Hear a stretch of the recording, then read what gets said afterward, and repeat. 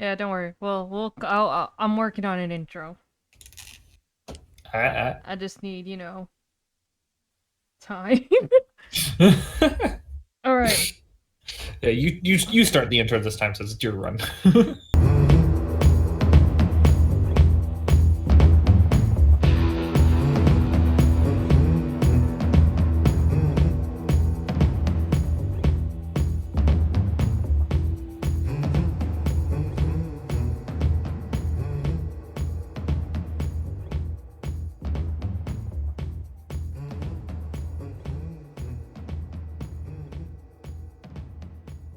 Hello, everyone. I'm Ann Aldous, And I'm SCP Slayer. and this is episode 333 of the Slayer and Ann podcast. We're on a roll. We're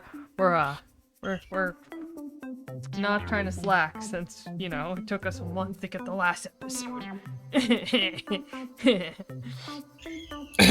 Yeah. So, last episode was SCP's turn talking about SCPs. Which I think was very fun. Totally check that one out. And today is my turn. And everyone, you're probably not going to be surprised what I want to talk about because I've been ranting about it for so long. Yeah, I don't think anyone's gonna be surprised by it. I need to talk about just because games, just game drama, just has been popping up everywhere. Especially because there are so many decisions that corporations and companies are happening, and it's showing that people are finally telling these places, hey, fuck it, enough is fucking enough, because so many so many things that just are being shut down or having terrible launches, terrible disasters. It's just this terrible, bad state of gaming, and I feel like it's just gotten so much worse, especially this year.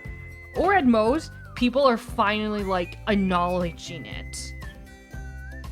Yeah, and a lot of time it's because for some reason game developers decide they want to rush it out the door. Well, it seems like they're trying to fit in a time crunch or a deadline or trying to come out at Because a lot of them are that, legitimately I looked into it myself. Apparently a lot of the games that have been having shitty launches, it's literally because the people developing them, the people in charge, they just want to rush it out the door. And they don't give them time to bug fix it shit. Well, what annoys me... Which is excessively annoying.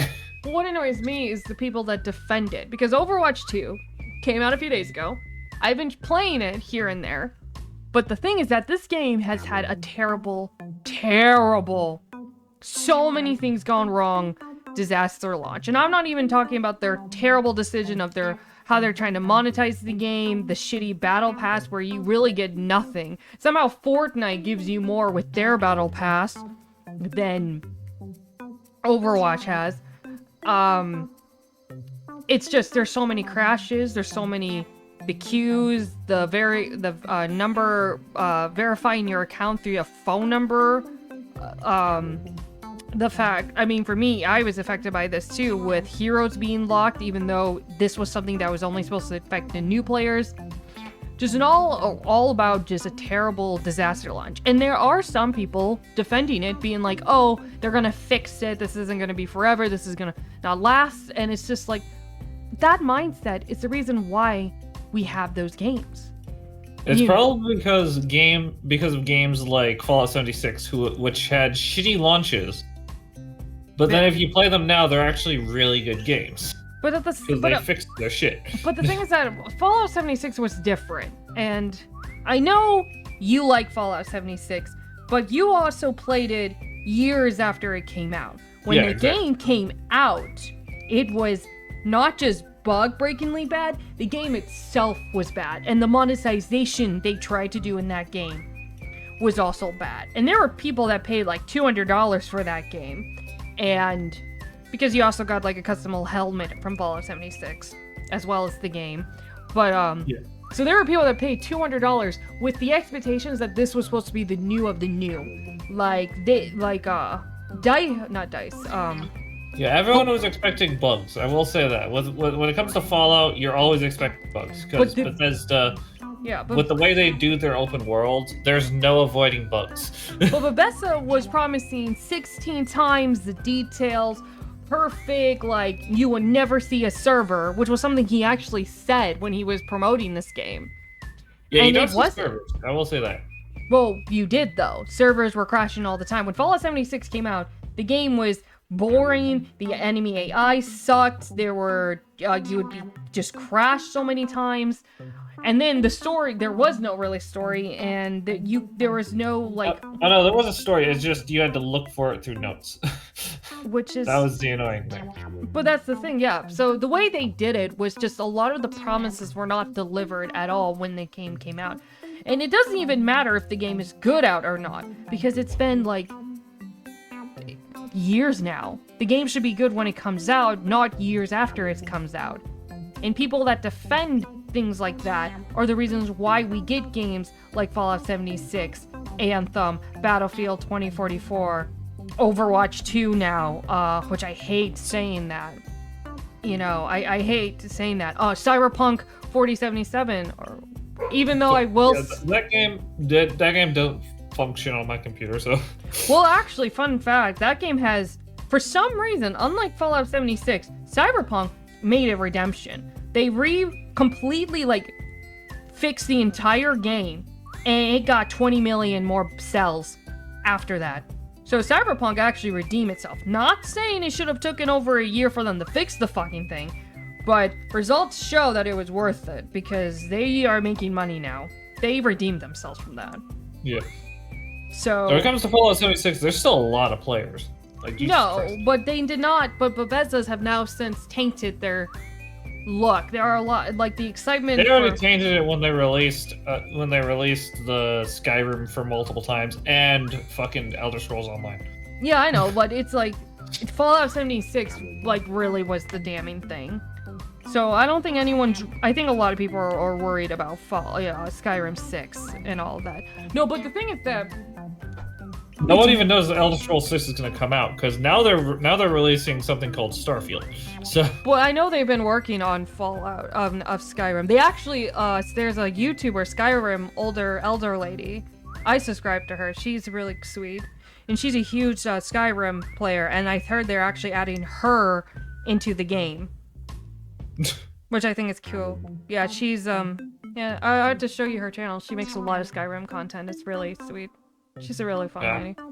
No, but it's games like that and people that defend games like that is why we get things like Overwatch 2. Like Overwatch 2 should have not had such a bad launch, especially since they already had a fucking launch once already that did not have any of these problems. I should not, as someone who's been playing this game for 3 fucking years, have half of my heroes locked. I don't care that they've been unlocked at the time of me recording this. That is unacceptable. That I shouldn't have been affected by that. Yeah, with the way they released that, they should have just kept it on the same game, just added a new chapter thing. That's what I said. They should have just completely re-updated the game, but called it Overwatch still. Don't make it a 2. Just do a huge big update of the game instead. Just have it be Overwatch Chapter 2 instead of Overwatch 2. Yeah, I think that would have been a better direction. I think they did it in terms of like the monetization and the stories. But it was actually interesting because Overwatch 2, the reason why, even though they were in development for a couple years, they completely changed what they were going for when it came to the PvP and the story mode. It's like they were working on one thing. Like the original images from like Overwatch 2. So if you look at the old images for Overwatch 2, they were gonna change it into like an RTS. Yeah, but then they ended up changing the direction into what we got now. Like, they literally changed it, so they had to, like, completely... They went back because everyone was just like, oh, it's gonna be an RTS, come on. Well, they wanted a story mode, too, which is something that's supposed to come out later. But the thing about Overwatch 2 is that when you play the game, and I'm assuming by the time this video comes out, the video of me and hopefully you actually playing Overwatch 2 will show it. The game, it's so fun. Like, I love the balance. The maps are cool. The heroes, custom, the outfits, the new custom designs. It's amazing. Like, I still, like, when I'm playing the game itself, I have that moment of clarity where I'm like, yes, this is Overwatch. This is the game I have adored and loved. I know I've said it a couple times on the channel, but Overwatch has always, for the last 3 years that I've been playing this game, Overwatch has always been my favorite multiplayer game. Because there's nothing, it's something's just completely, like a whole new different experience. Like, it did everything right, from the maps, the characters. Not like it should be a big thing, but the way they did it, I still think, like, if you're gonna do it fucking right. The diversity and the social constructs that they had going for it, the individual, the uniqueness it had, the story it had, even though the story wasn't in the game itself, the way they were able to bring that story outside into the game really worked. The powers, the new heroes they would end up adding, how the game was both challenging and skillful, but also had characters that were easy where you can come in. And it was a multiplayer game that felt like a multiplayer game, because you can play games like Apex or so like Battlefield 4 and 5 or Fortnite and stuff. And basically, you can be carried on even Call of Duty. You can have a team, but be carried by one person. As long as one of your members are good, you can win. With Overwatch, that was not the case. Everyone had to play a part. It was a multiplayer team-based game where it had to be a team. And that was so fun to know that one person could mean the difference of winning and losing. Because I can go on so many stories of times that me and my brother had lost games because of one person just not even trying, but also times where me and my brother and like other characters, like one other person, were the reason why we won. I won't drag too much onto it, but there was a match where we were losing so much. I was Lucio, he was Mercy, my brother loves Mercy, and we were losing. We were getting our asses kicked. It was one of the payload moving. We had to stop the payload, and we were losing, like just extremely so terrible. They were so close to winning. So one person turned into Baptiste, and as a joke, my brother just Mercy mained him. Because he was like, we're gonna lose, so I'm just gonna heal him up. And we started winning. Like, this Baptiste was destroying the entire team. So I'm just like, you know what? I'm gonna just keep healing the Baptiste too. So they could not kill him, because both me and my brother were healing the Baptiste. And then when the Baptiste, because then the rest of the team caught on and they started charging and finishing off the team because they were too busy focusing on the Baptiste and me and my brother, that the rest of the team could focus on the other straggling opponents. So then the Baptiste runs forward to charge with the other team and stops getting healed by my brother and me, and then we start losing again. So then this person catches up. Oh, wait, are we just gonna Baptiste this thing? Okay, cool, keep healing me. I guess I'm just gonna stay behind everyone and win this thing. And then we won. Me and my brother were cracking up, laughing and cheering at the most pathetic last-minute strategy win ever. That was by far our best win because of how pathetic it happened. Because it was just a joke, but then it turned into like, oh wait, we can actually win. Baptiste, we're healing both of you, because we had both me and my brother healing the fuck out of Baptiste. That Baptiste did not die once. Editing and Eldest from the future, I have no idea why I kept saying Baptiste, because it was actually Bastion. Bastion we were healing throughout the match, but I'm pretty sure most of you caught on to that. I have no idea why I kept saying Baptiste, but it was, in this story, it was Bastion. We were melee healing. We were mainly healing. Alright, back to the video. Jesus Christ. But that's what I loved about Overwatch, is that you could have those little small moments, and I hate that those moments are being covered up now by this shitty launch that Overwatch 2 has going for it.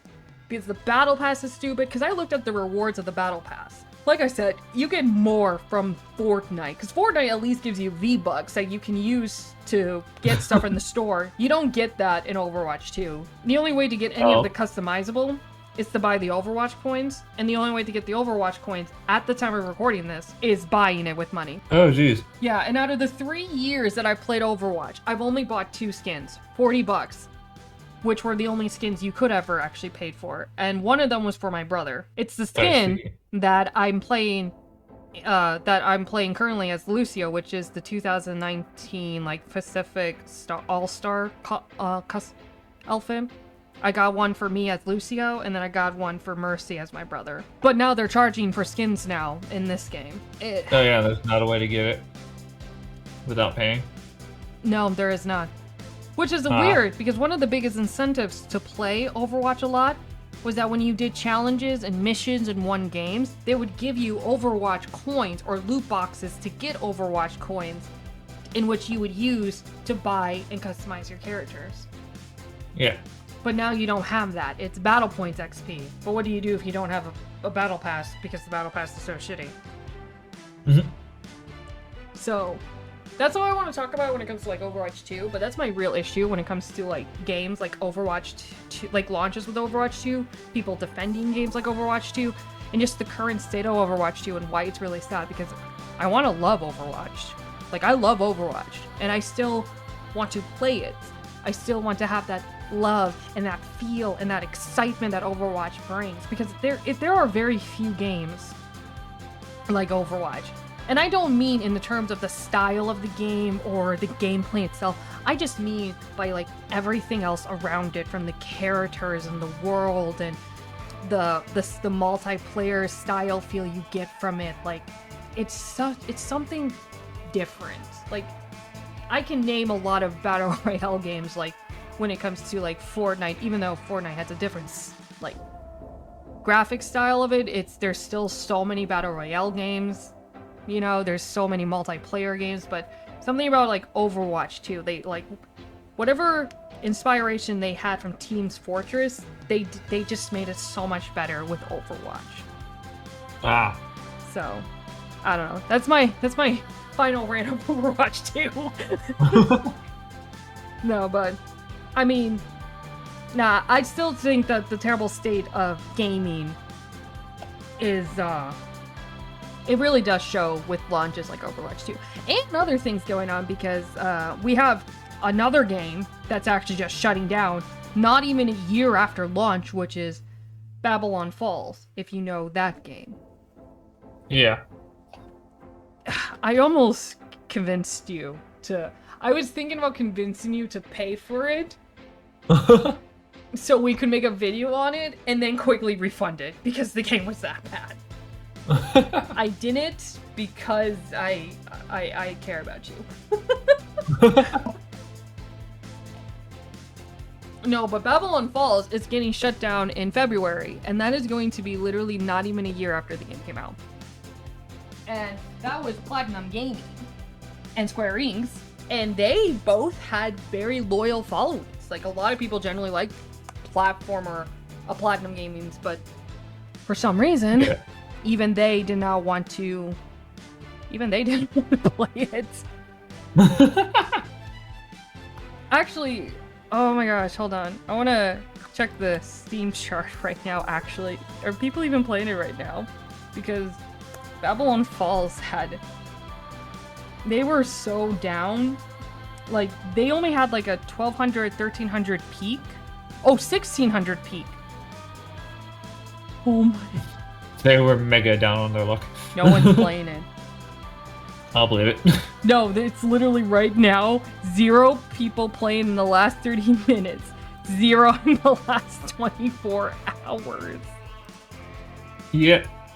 Oh my god. Is this the new Warcraft killer or whatever Moist Critical said? Oh my god. At this point, I don't think anything's gonna kill World of Warcraft. Oh, the game is... It's literally dead. There's no one playing it. Damn. That's so pathetic. That's so sad. But yeah, that game's getting shut down because they were trying to do a live service game, which also had bits of like pay to win microtransactions. Yeah. And now we have Google Stadium also shutting down in January. So, and that was, it's interesting because cloud streaming is still... It's still like it is a potential next step of gaming, and there are companies like Java and even Microsoft that are trying to fully polish the stream gaming aspects of it. Actually, I want to know your thoughts on cloud streaming gaming, because there are some people that don't like it.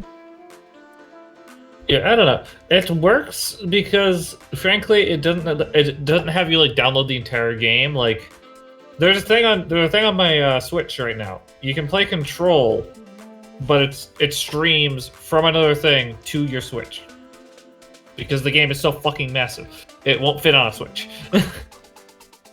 So it is cloud streaming then? Yeah. So is it something you think it's good, bad, it will work? Yeah, it works with limited success. It depends on the game. Well, when it comes to Google Stadium, it was really trying to advance all of that streaming game more. And I almost bought Google Stadium a year ago. So glad I didn't. But I almost did, because I was under the impression that, oh cool, this is like a controller. I can connect like all my devices onto this thing, which would be perfect for me as a college student. You know, I can bring gaming everywhere.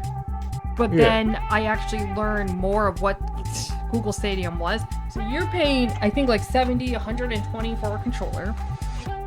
But then, in order to play the games, you had to buy the games, but also buy a subscription to keep buying more games every single month. That's a thing. So you buy a controller to buy a subscription to buy games. Bye. Bye-bye. Later. Go away. I'm not surprised it did not. I'm surprised it took this long to die down. But no, so Google Stadium, because well now... their marketing scheme was just go to YouTubers. If you notice. I mean, a lot of YouTubers too. Lauren's Eastside was sponsored by Google Stadium for an episode. Yeah. I remember that video. That was the video that got me interested into it. No, but I think for me though, well, it was just paying for a subscription to buy more games didn't. But then also because then the initial fear was like, well, do I get to keep the games in the long run or as long as this thing is alive? Because that's the problem when it comes to... Because that's the issue when it comes to digital gaming and cloud gaming, is that you never fully own it. That is true. That is true. And that is the current issue when it comes to Google Stadium, because now we have all of these players, especially like Destiny 2 and like Red Redemption and all those other games. We have people that have hundreds, thousands of hours in these games. And now they're going to lose all of that progress. Like even the Destiny 2, I believe, their Twitter even came out and was like, hey, Google Stadium players, we found out about this and we're going to try our best to like figure out something so you don't lose all this progress.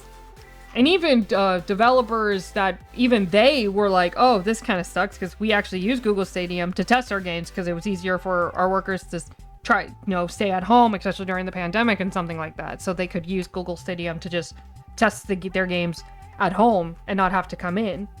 Yeah. And not to mention, on top of that, Google Stadium, there were quite a few people that had made deals with Google Stadium to have their games released onto them, only to find out at the same time as everyone else, some days later, that it's being shut down. Dun, dun, dun. Oh my gosh. The only answer after that is dun, dun, dun. Just realizing, no, it's a mess. It's been nothing but a fucking mess for gaming this end of the year. Not to mention, oh my gosh, Madden 2023, they had I'm debating which launch was worse, Madden 2023 or Overwatch 2, because Madden 2023 has also had a lot of bullshit. Well, the simulations is not like football. There's too many glitches. They still don't have referees. The sideline, it's if they don't react, the audience hardly don't react. It's a bunch of the story mode. It hardly works half of the time. And not to mention the monetization. You pay $70 to like $120 for a game to buy more packs that are really close to gambling. Yes, modern gaming. Gambling. I hate modern. I'm on one hand excited for games like God of War Ragnarok, Sonic Frontiers, the Batman Arkham Knights coming out, Gotham Knights coming out, and then I just see games. I was gonna say Arkham Knight's been out. I meant to say Gotham Knights. You know, you have games like and of course A Plague's Tale. I'm so excited for the sequel to that game. Yeah. And then we get these shitty releases, and I just like, it's up to the point when games are like, oh, we're getting delayed. I'm happy the game is getting delayed because that means they're fixing something. Yeah. Because it's funny, because before, especially with Cyberpunk, people were like, oh no, this game is being delayed again, I just want to play it. And now it's just like, oh good, they're gonna fix something because it got delayed. Yeah, because a lot of people were just getting fed up with games delaying originally. Now people have realized, oh, maybe we should have been getting fed up with people delaying the game. Maybe we should just let them, fix the fucking game. Maybe we should let people make them functional before we complain. Maybe that would be the intelligent idea. It took, just a few years of people being morons to figure that out, but... No, I'm so sad with the state of Overwatch 2. I'm hoping it gets better. I think they're gonna fix it. I do believe they're gonna fix it. But once again, this is not how gaming should work. Gaming should not have to be fixed. They should already be in a good gaming player state when they fucking launch them. But yeah. I guess if we're gonna have to look at the bright side, especially because I played a little bit today, it seems to be, I don't know, because a few days ago when I made the video of Overwatch 2 Disaster's launch, I said it seemed like it was getting better, only for like the next day for me be making a rant about it. It's like I want to say it's getting better, but then they throw something where it's not. I think in the long run they're going to save it. I do believe that, because there's still quite a bit of people playing the game. Yeah. So I do think they're going to fix it. I just wish that it didn't have to be fixed. That's where I finally stand with gaming. And hopefully my last rant over Overwatch 2, because I want to love this game. I do, but currently I'm sad. So, well, that's all I got to say. I'm done. Alright, how long have we been going? Oh, this is my exit point. This is my way of being like, let's end the episode now. Let's do something else. I don't want to keep talking about Overwatch 2. Alright. Well, hopefully everyone has enjoyed. So that means next episode will be SCP Slayer's turn to bring up a cool topic. Time for backroom stuff. Just goes through all my stuff. Anyway. I bet you guys are glad that we did it. It didn't take a month. Just one podcast a month. Oh, that would be annoying. Alright, well, we'll see how it goes. Maybe we'll do it every other week or something like that. Yeah, we'll figure out the schedule. Alright. We'll get this down. We'll get it down. Season 1 is just gonna suck. I hope everyone knows that. Anyways, I'm Ann Eldis. And I'm SCP Slayer. And this has been the Ann and Slayer podcast. We hope you enjoy it. Stay tuned for the next one for SCP's episode. I have no idea what he's gonna talk about. He hasn't told me yet, but we'll see then. And as always, Till the next podcast. Till the next episode. Peace, guys. Bye-bye. It's funny because I went to, like, in my mind, I was going to stop the recording, but instead I was about to hang up and end the call. Yeah, we're doing great. We are professional YouTubers. Oh, you're doing. I am.